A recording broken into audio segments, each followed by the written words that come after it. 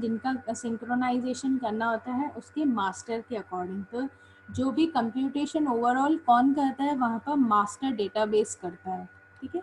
तो जहाँ पर जैसे कि आपका पेरिफेरल डिवाइसेस होते हैं कंप्यूटर सिस्टम्स में, तो वहाँ पर भी एक मास्टर स्लेव कॉन्सेप्ट ही यूज़ होता है। तो जैसे पेरिफेरल मैंने अभी बताया, जैसे कि peripheral connected to the bus in the computer systems, वहाँ पर मास्टर स्लेव ड्राइव्स यूज़ होते हैं।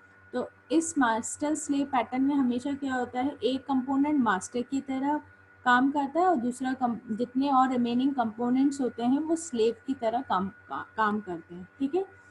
तो उस मास्टर का काम ही क्या होता है, काम को डिस्ट्रीब्यूट करना, और वो पूरा फाइनल रिजल्ट कब कंप्यूट करता है, मैंने अभी बताया, जो स्लेव्स, सारे स्लेव्स रिटर्न करते हैं, ठीक है। तो इस टाइप का जहाँ आर्किटेक्चर यूज़ होता है वो कौन कौन सी एप्लीकेशंस में यूज़ होता है, डेटा बेस्ड एप्लीकेशंस में, पेरिफेरल डिवाइसेस जितने भी कनेक्टेड होते हैं बस में, वहाँ पर ये मास्टर स्लेव पैटर्न यूज़ होता है, ठीक है। तो कहने का क्या मतलब है कि जितने भी आर्किटेक्चर पैटर्न्स बनते हैं वो एक नहीं बने हुए हैं, हर एक एप्लीकेशंस के लिए अलग अलग पैटर्न्स डिफाइन किए गए हैं। वेब एप्लीकेशन होगी, डेस्कटॉप एप्लीकेशन होगी, तो आपको समझ में आ जाएगा देखते ही कि ये वेब एप्लीकेशन, यहाँ पर लेयर्ड आर्किटेक्चर यूज़ होगा, ठीक है। यदि डेटाबेस के से रिलेटेड जितनी भी एप्लीकेशंस होंगी तो वहाँ पर मास्टर स्लेव पैटर्न का यूज़ करेंगे अपन, ठीक है। तो वो भी आपको जैसे ही आपको समझ में आ जाएगा कि भैया यहाँ पर एक मास्टर होना चाहिए और यहाँ पर एक स्लेव, इतने स्लेव्स होने चाहिए, तो उसके बेसिस पे आप फिर उसका डिज़ाइनिंग और फिर इम्प्लीमेंटेशन परफॉर्म करते हो, ठीक है। नेक्स्ट होता है pipe and filter. Pipe filter मतलब जब आपने एक इनपुट दिया तो डायरेक्टली आउटपुट नहीं प्रोड्यूस, उसके अंदर बहुत सारे प्रोसेसिंग स्टेप्स परफॉर्म करने पड़ रहे हैं, ठीक है। तो इसका जैसे एग्जांपल लें कंपाइलर, ठीक है। कंपाइलर का काम क्या होता है, ये एक ट्रांसलेटर का काम करता है। कंपाइलर मतलब हाई लेवल को लो लेवल लैंग्वेज में कन्वर्ट करता है, मतलब मशीन कोड में कन्वर्ट करता है, ठीक है। तो ऐसा नहीं होता कि डायरेक्टली आपने प्रोग्राम लिखा, कंपाइल किया और उसने जल्दी से कोड जनरेट, नहीं, बैकएंड में बहुत सारी चीज़ें परफॉर्म होती है, ठीक है। जैसे आप लोगों ने शायद कंपाइलर सब्जेक्ट आप लोगों ने पढ़ा है क्या, कंपाइलर कि नहीं?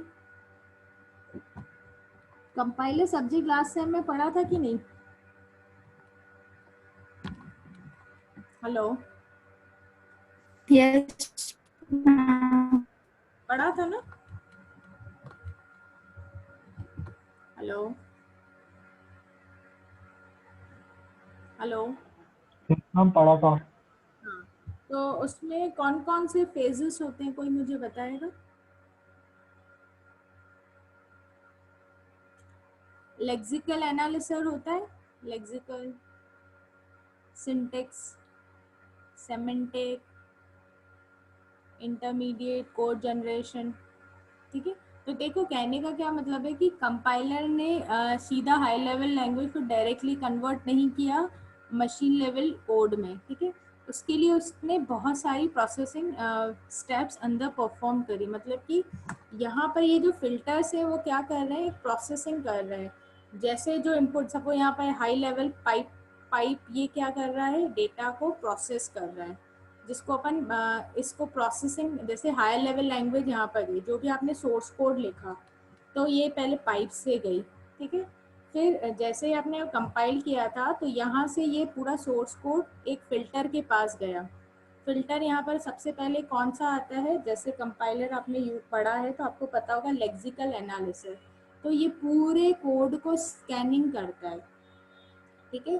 फिर जो जो स्कैन करने के बाद फिर उसका एक सिंटेक्स, फिर से वो एक स्कैन कर दिया उसके कीवर्ड्स जनरेट कर देता है, फिर उसके बेसिस पे सिंटेक्स ट्री बनता है, मतलब पार्सिंग होती है, ठीक है।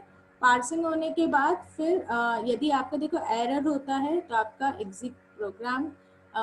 प्रोग्राम एग्जीक्यूट नहीं होता है। तो कहने का क्या मतलब है, जब आपके पास एक साथ यदि बहुत सारा process of stream of data अपन को एग्जीक्यूट करना पड़ रहा है, तो उस टाइम पर अपन क्या यूज़ करते हैं, क्या यूज़ करते हैं अपन, पाइप फिल्टर पैटर्न का, ठीक है।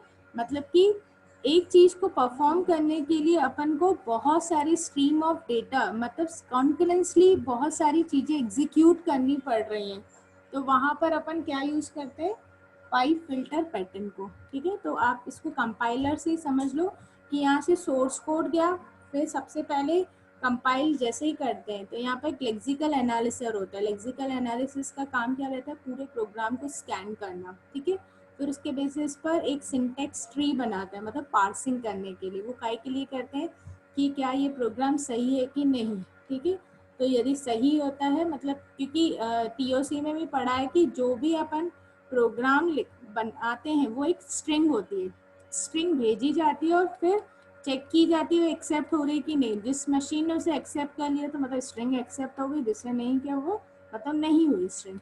ठीक है, तो यहाँ पर कंपाइलर्स के लिए मतलब कंसेक्यूटिव फिल्टर्स दिए गए हैं, एक फिल्टर दूसरा फिल्टर। यहाँ पर लेक्सिकल एनालिसिस आया, फिर उसके बेसिस पे उसकी सिंटेक्स ट्री बना, फिर जाकर वो कोड जनरेशन होकर मिलता है।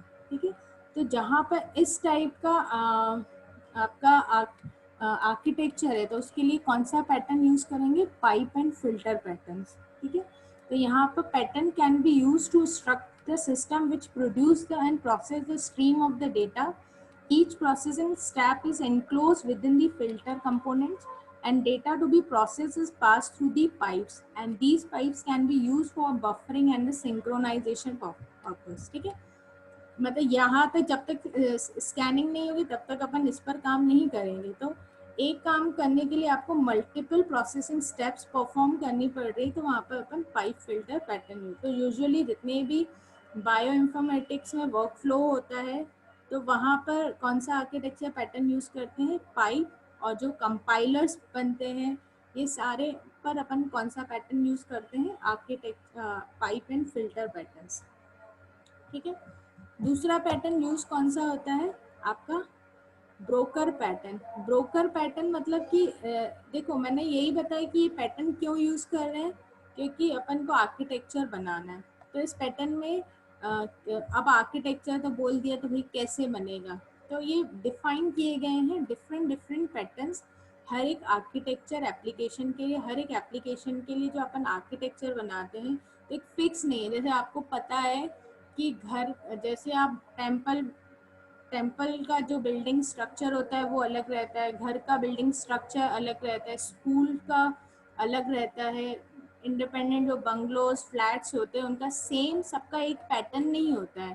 ठीक है, टेम्पल में ऊपर से मतलब कि पिरामिड की तरह सा होना चाहिए, इस टाइप से होता है। तो उसको स्ट्रक्चर उसका बनाने के लिए you have to first define what the patterns will be used or will be used for constructing the structure of this system.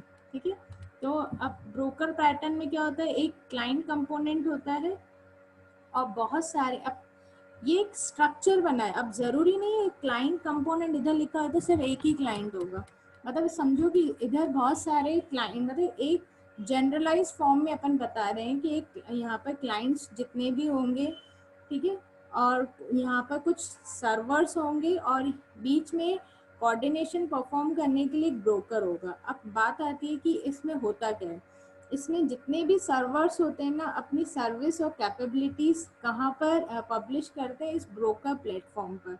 ठीक है, तो यहाँ पर मतलब client and server directly communication नहीं करते, बीच में एक ब्रोकर होता है। ठीक है, ब्रोकर की हेल्प से यदि उसको क्लाइंट को कोई भी सर्विस रिक्वेस्ट करनी है चाहिए तो वो ब्रोकर से रिक्वेस्ट करे